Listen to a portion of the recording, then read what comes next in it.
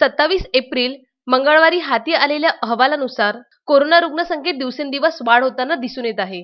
अमरावतीमध्ये तब्बल 337 नवे कोरोना रुग्ण आढळले आहेत।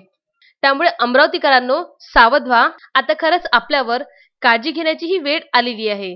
27 एप्रिलच्या दुपारी हाती आलेल्या अहवालानुसार संत गाडगेबाबा अमरावती विद्यापीठ, डॉक्टर पंजाबराव देशमुख महाविद्यालय प्रयोगशाळा, रॅपिड अँटीजन टेस्ट तसेच विविध प्रयोगशाळेच्या अहवालानुसार जिल्ह्यात तब्बल 837 नवे कोरोना रुग्ण आढळल्याची माहिती जिल्हा शल्य चिकित्सक कार्यालयाने दिली आहे।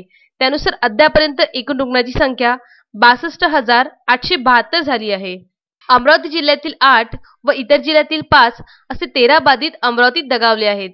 60 वर्षीय पुरुष स्वावलंबी नगर अमरावती यांचं झोनीत रुग्णालय, 36 वर्षीय पुरुष बडनेरा अमरावती यांचं रिम्स रुग्णालय, 87 वर्षीय पुरुष योगीराज कॉलनी अमरावती यांचं रिम्स रुग्णालय, 27 वर्षीय महिला मोर्शी पीडीएमसी रुग्णालय, 50 वर्षीय महिला शिराळा वलगाव यांचं जिल्हा कोविड रुग्णालय, 40 वर्षीय महिला बैदही मध्य प्रदेश यांचं जिल्हा कोविड रुग्णालय, 47 वर्षीय महिला अंबागेट अमरावती यांचं जिल्हा कोविड रुग्णालय, 75 वर्षीय महिला महावीर नगर अमरावती यांचं जिल्हा कोविड रुग्णालय, 67 वर्षीय पुरुष यवतमाळ यांचं जिल्हा कोविड रुग्णालय, 56 वर्षीय पुरुष बाजारगाव नागपूर यांचं रिम्स रुग्णालय, 36 वर्षीय महिला कारंजा वर्धा यांचं सिटी रुग्णालय, 54 वर्षीय पुरुष यवतमाळ यांचं झोनीत रुग्णालय, 63 वर्षीय महिला यवतमाळ यांचं दुर्वाकूर रुग्णालय।